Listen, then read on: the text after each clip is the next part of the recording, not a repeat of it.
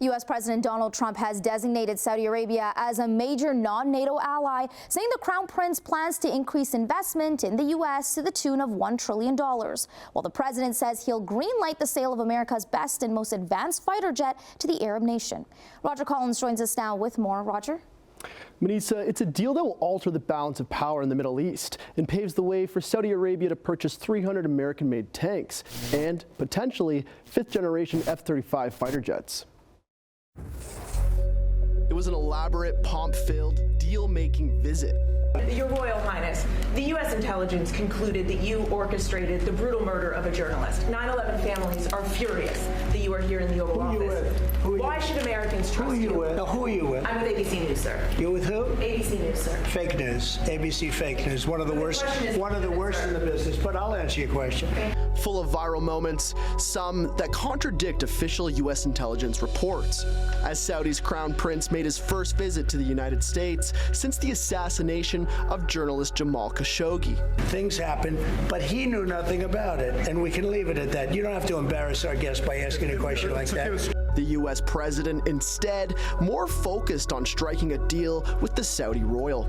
We're taking our military cooperation to even greater heights by formally designating Saudi Arabia as a major non-NATO ally.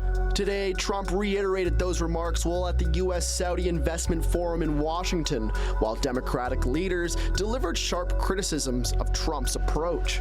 Statecraft requires dealing with people who may not share our values, but it doesn't mean we have to condone or encourage values that are so directly contrary to ours.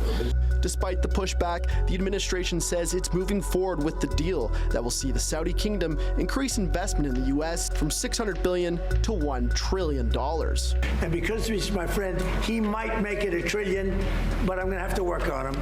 But it's 600. We can count on 600 billion, but that number could go up a little bit higher. Yes, sir. I don't know. We'll see.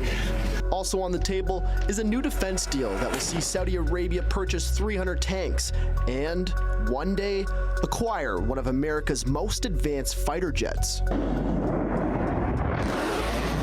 The F-35 is a U.S.-built fifth-generation dual bomber fighter aircraft. So this is produced by Lockheed Martin in the United States, and it's one of the most advanced aerial military platforms in the world. The news has some Pentagon officials concerned, according to recent reports from the New York Times, which says the Defense Intelligence Agency worries the technology could be compromised by Chinese espionage.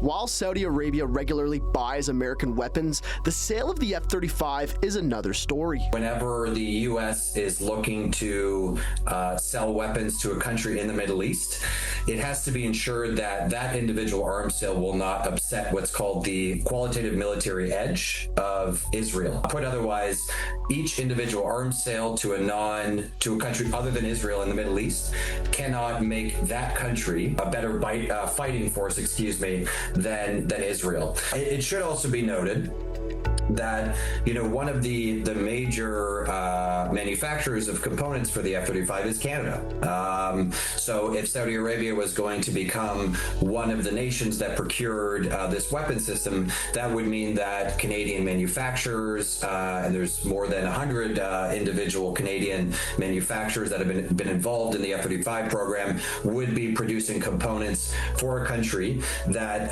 has committed war crimes in places like Yemen.